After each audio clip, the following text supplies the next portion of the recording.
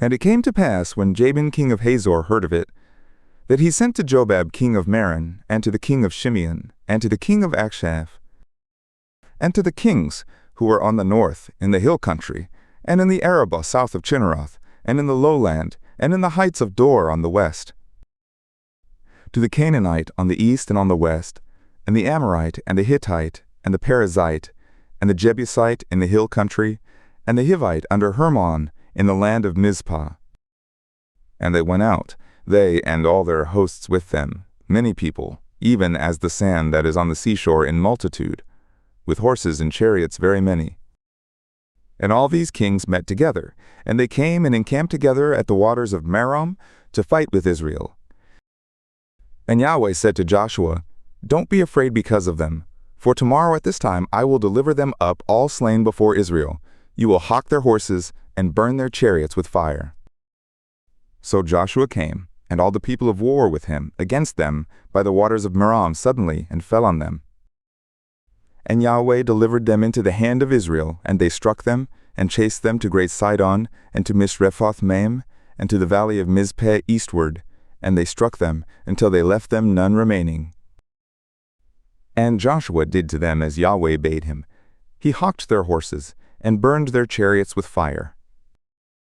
And Joshua turned back at that time, and took Hazor, and struck its king with the sword.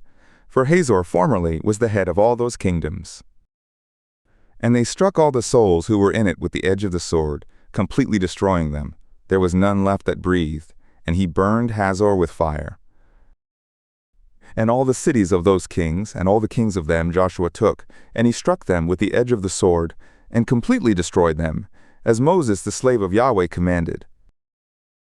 But as for the cities that stood on their mounds, Israel burned none of them, except Hazor only, that Joshua burned.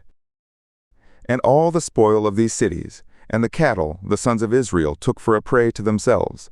But all of man they struck with the edge of the sword, until they had destroyed them, neither had they left any that breathed. As Yahweh commanded Moses his slave, so did Moses command Joshua, and so did Joshua. He left nothing undone of all that Yahweh commanded Moses.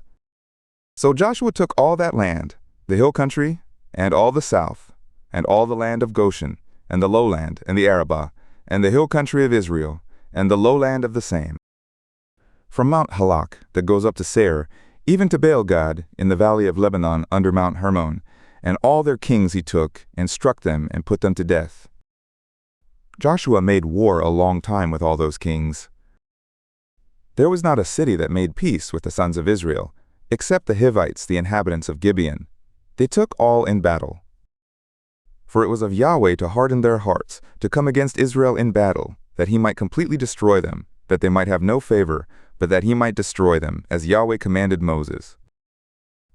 And Joshua came at that time, and cut off the Anakim from the hill country, from Hebron, from Debir, from Anab, and from all the hill country of Judah, and from all the hill country of Israel. Joshua completely destroyed them with their cities. There was none of the Anakim left in the land of the sons of Israel. Only in Gaza, in Gath, and in Ashdod did some remain. So Joshua took the whole land, according to all that Yahweh spoke to Moses, and Joshua gave it for an inheritance to Israel according to their divisions by their tribes. And the land had rest from war,